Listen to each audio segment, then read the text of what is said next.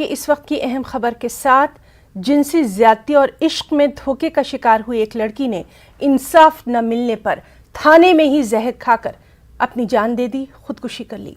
मामला मेरठ के परीक्षित गढ़ थाना इलाके के गांव खजूरी का है।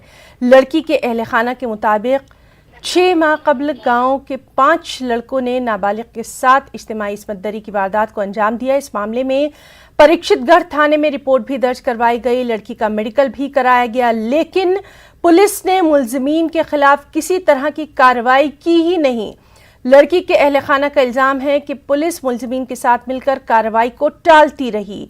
लड़की और उसके अहले खाना को हिरासा किया जाता रहा। मुलजिमीन की धमकी और पुलिस के रवैये से परेशान होकर लड़की ने थाने में ही जहर खा लिया, जिसके बाद लड़की को अस्पताल में दाखिल करवाया गया, लेकिन लड़की ने दम तोड़ दिया। लड़की की मौत के बाद अहले खाना ने अस्पताल में जमकर हंगामा किया। मामले की संजीदगी को देखते हुए एसएसपी ने थाना इंस्पेक्टर को बर्खास्त करते हुए मुलजिमीन की जल्द गिरफ्तारी की यकीन दहानी कराई है।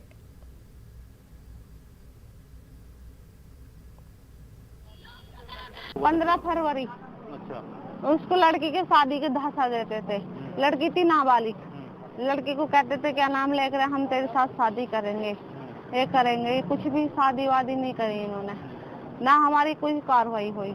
हमने 76 की उसकी डॉक्टरी भी होगी, मेडिकल मतलब हमारा जांच भी। हम कह रहे नु 15 साल की डॉक्टर कह रहा, ये कह रहा नु इतने दिन की। पुलिस वाले हम कह लगे भैया चलो सही है, हम इंसाफ हाँ तुम्हें इंसाफ देंगे। हमें कुछ भी 6 महीने से इंसाफ नहीं दिया। 6ठे महीने में हमारी बहन खत्म होगी। इन लोगों से हमें डर लगता था, हमारी बहन हमारे भाइयों को हमें सबको मारने की धमकी देते थे, हम जान से मार देंगे तुम्हें। थाना परीक्षितगढ़ पर एक सूचना प्राप्त हुई थी जिसमें एक माइनर गर्ल द्वारा जहरीला पदार्थ खाकर आत्महत्या करने की बात प्रकाश में आई थी। इसकी छानबीन की गई तो पता चला कि जैसा कि लड़की के घर वालों ने तहरीर में अवगत कराया है कि वो सादाब नाम के लड़के से शादी करना चाहती थी, वो उसके लिए तैयार नहीं हो रहा था। इस संदर्भ में एक पुराना मुकदमा भी लिखाया गया था जिसमें विवेचक के द्वारा यथोचित कार्रवाई नहीं की गई। उसमें लापरवाही उनकी प्रथम दृष्टया संज्ञान में आया है, जिसका संज्ञान लेते हुए उनको तत्काल प्रभाव से निलंबित किया गया है। और इसमें जो अबेटमेंट का मुकदमा लिखाया गया है उसमें गिरफ्तारी के प्रयास किए जा रहे हैं। सारी विधिक कार्रवाई इसमें प्रचलित है।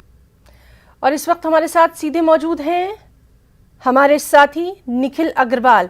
निखिल, 6 महीने पहले का ये पूरा मामला बताया जा रहा है, कार्रवाई नहीं हुई, सिर्फ यकीन दहानी कराई गई, इस सब के बीच में परेशान किया जाता रहा और बिलाखिर उस लड़की ने अपनी जान दे दी।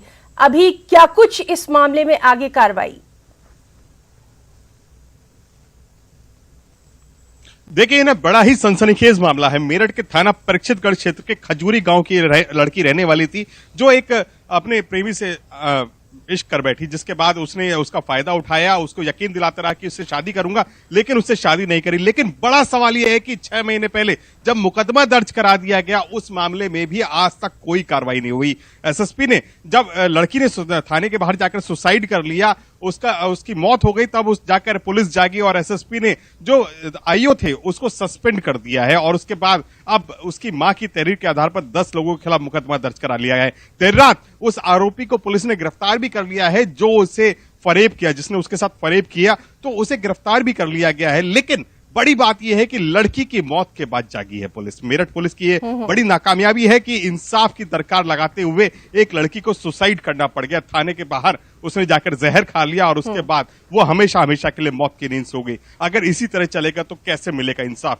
ये एक बड़ा सवाल यहां बना हुआ है। और जिस तरीके से मेरठ के थाना परीक्षितगढ़ का ये मामला सामने आया है, तो वाकई में बड़ा सनसनीखेज है कि एक 15 साल की लड़की है, उसके साथ पहले वो प्यार में चली गई, फिर उसके बाद इंसाफ की दरकार लगाते लगाते उसने इस हद तक वो मायूस हो गई कि उसे सुसाइड करना पड़ गया। निखिल, हम आपसे ये भी जानना चाहेंगे, ये पूरा मामला जब से सामने आया है, सियासत भी इस पर खूब हो रही है, बयानात भी सामने आ रहे हैं, लेकिन जिस वक्त कार्रवाई करनी चाहिए थी, जैसा कि आपने भी कहा, उस वक्त कार्रवाई नहीं की गई, एक जान चली गई और अब इस पर तमाम तर बयानबाजियां सामने आ रही हैं।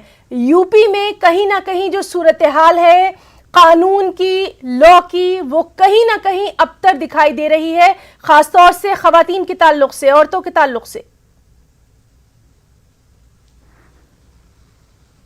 बिल्कुल, जिस तरीके से मुख्यमंत्री योगी आदित्यनाथ औरतों पर हो रहे अत्याचारों को लेकर सख्त हैं, वो ये चाहते हैं कि औरतों पर अत्याचार ना हो और जो करे वो सलाखों के पीछे जाए। लेकिन मेरठ पुलिस या उत्तर प्रदेश पुलिस शायद मुख्यमंत्री का यह आदेश समझ नहीं पा रही है, क्योंकि जिस तरीके से एक हिला हवाली चलती रही, लड़की को बार बार यकीन दिलाया जाता रहा कि उसकी तहरीर पर, उसके मुकदमे पर कार्रवाई की जाएगी, कोर्ट में उसके सेशंस चलते रहे, लेकिन उसमें पुलिस ने आज तक कोई गिरफ्तारी नहीं की थी। इसी बात को लेकर लड़की शुभ थी। लड़की का केवल यही था कि वो उसकी शादी करा दी जाए, उसका फैसला करा दिया जाए। लेकिन जिस तरीके से आरोपी खुले घूमते रहे और लड़की थानों के चक्कर और अधिकारियों के चक्कर लगाती रही, वो क्षुब्ध हो गई, मायूस हो गई और उसे तरह तरह के ताने झेलने पड़े। जो से कि हमारी उसकी मां से भी बात हुई है, उन्होंने कहा कि इलाके के दबंग लोग थे, वो लगातार धमका रहे थे और उसके बावजूद पुलिस को बताया जा रहा था, लेकिन उसके बावजूद कोई कार्रवाई नहीं हुई और अंत में लड़की ने क्षुब्ध होकर जहर खा लिया और थाने के बाहर जाकर